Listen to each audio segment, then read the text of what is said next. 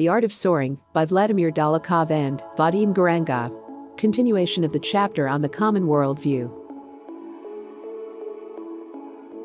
Actually, the common worldview is like a religion whose dogma is rarely discussed. Its adherents, most people, are like religious fanatics who unquestioningly believe that it is the one and only truth.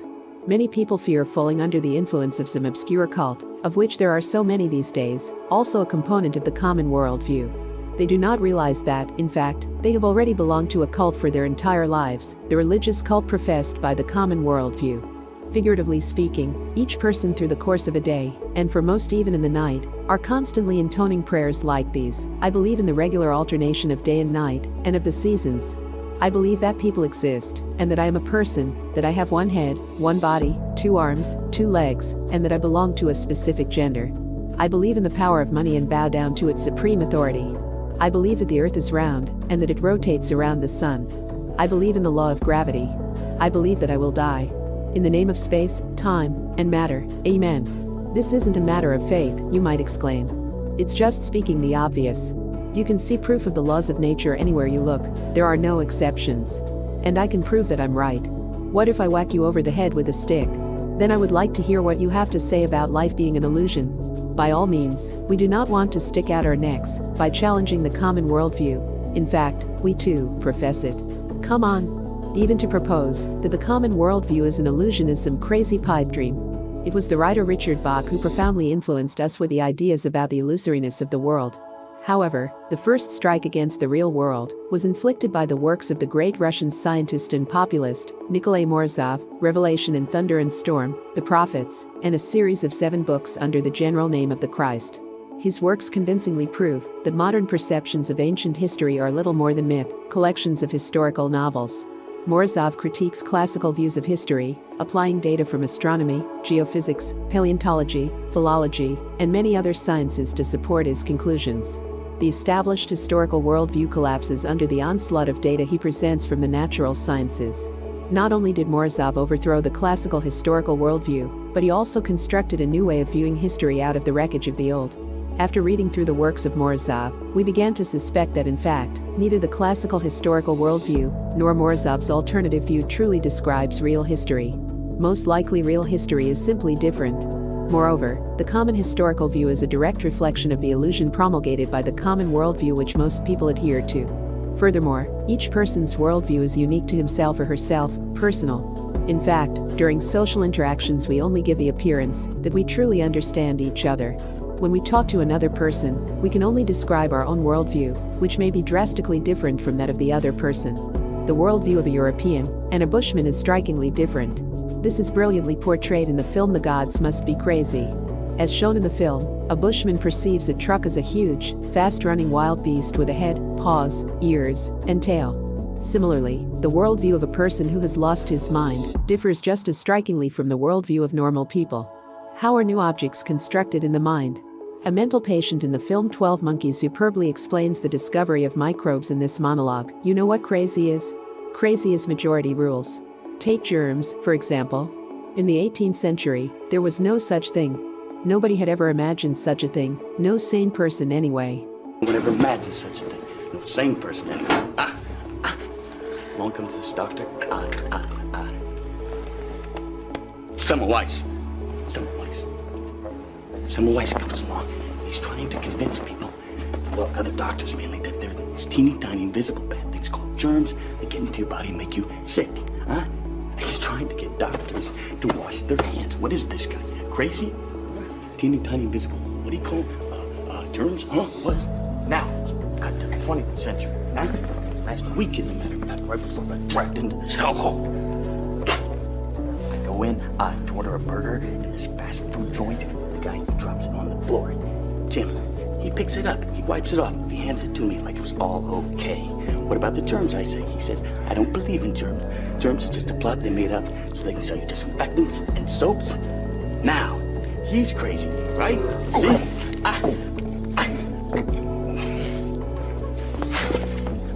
There's no right, there's no wrong, there's only popular opinion. You believe in germs, right? We would add that the further materialization of the microbes followed as would be expected. Scientists saw them in microscopes, discovered new types, classified them, etc. In a similar way, the AIDS virus was created not long ago. The process is described in detail by James Hogan in the chapter, AIDS Heresy and the New Bishops, of his book, Rockets, Redheads and Revolution. Citing the research of Peter Duesberg, professor of molecular and cellular biology at the University of California, Berkeley, Hogan presents a convincing argument that AIDS in reality does not exist, that the entire epidemic has been created out of thin air for profit. We will briefly cite here a few of his conclusions. At the end of the 1980s, Duesberg published an article stating that AIDS could not possibly have arisen from HIV, in fact, from a kind of virus at all. Duesberg performed a detailed analysis of the correspondence between AIDS and 4 criteria for infectious diseases known as Koch's postulates. He ascertained that, regarding the theory that HIV causes AIDS, not one of these criteria were fulfilled. AIDS is not infectious. He believes that the reason for inventing AIDS is obvious. While searching for a cure for polio in the beginning of the 1960s, American medical research institutions graduated a large number of virologists. When this task was finally completed, all the human and institutional resources which had been required for the polio epidemic began seeking another crusade to embark on, to discover a cure for the new deadly virus, and to produce a vaccine to combat it. Federal expenditures grew annually to billions of dollars. Never before had the scientific medical establishment and the bureaucrats managing it received such a generous largesse. Serving the victims of AIDS was funded at the public expense, which meant lucrative consultation fees, costly testing, and medical procedures involving the most expensive drugs.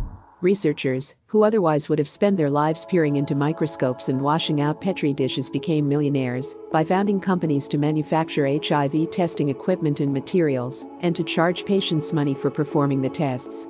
For his attacks against this golden calf, Duesberg, a pioneer in researching retroviruses, recipient of a 7-year outstanding investigator grant from the National Institute of Health, and candidate for the Nobel Prize for his work in discovering oncogenes, was greeted by howls of abuse and scorn, his theories discredited, and his research grants sharply reduced.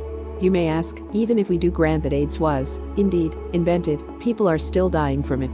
Duesberg maintains that they are dying not from AIDS, but rather from a range of diseases connected with immunodeficiency, pneumonia, tuberculosis, various infections, etc. However, our feeling is that they are, in fact, dying from the common worldview, which considers AIDS to be an incurable disease. All worldviews reside in the mind, and when a person focuses on a particular issue, his imagination bestows it with life, and the accepted model becomes active. Hogan has painted quite an impressive picture of the world. No wonder physicians have so strenuously sought out ever new and more terrible diseases, and the mass media continues to diligently report their discoveries. Fortunately, they have not yet been able to achieve global acceptance for a new replacement for AIDS. Correction. As of 2020, they have. It's called a coronavirus, and it's tested using the same tests previously used for HIV. The principal method by which new objects are introduced into the common worldview is simple. A person with a rich imagination creates a narrative which did not previously exist. As long as the narrative only lives in the consciousness of a single madman, it is dangerous to proclaim the new discovery to the world. They will just send him to the nut house. In order for a newly invented phenomenon to be accepted as real, you have to convince everyone around you that it does indeed exist. Actually, you only have to convince a small group of authoritative people, scientists, politicians, the mass media, and it is as good as done. The delusion becomes public property, a component of the mass hallucination. This model has been persuasively described in the fantasy novel by Colin Wilson, The Mind Parasites.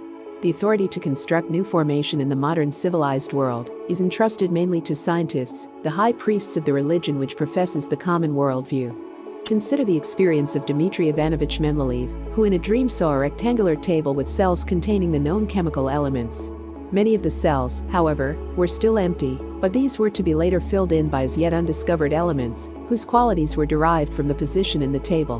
No sooner had the world finished applauding his genius, than these new elements began to be discovered, popping up like mushrooms after a spring shower. But what if Mendeleev had dreamed up a table in the shape of a donut? Or if he had attempted to construct his classification in 3 dimensions? We can only imagine how many great discoveries and inventions are buried in the back rooms of psycho wards. Aha, an astute reader might exclaim. From what you say, all our troubles come out of the common worldview. In that case, we may as well just gather up all the books of the world and burn them. To think that they even invented AIDS. If no one shares your worldview, and it is fundamentally different from the common worldview, then you will be proclaimed insane, and they will isolate you for all the other lunatics who are deluded by the common worldview. Therefore, you can reject the common worldview, yet you must still remember its basic tenets. If you eliminate the common worldview, then you will have to invent a new collective illusion. This is not an easy task, since it is something which can only be achieved by civilization as a whole. Thank you for listening to a reading of The Art of Soaring. Please subscribe and share the videos and turn on the notification bell. See you in the next video.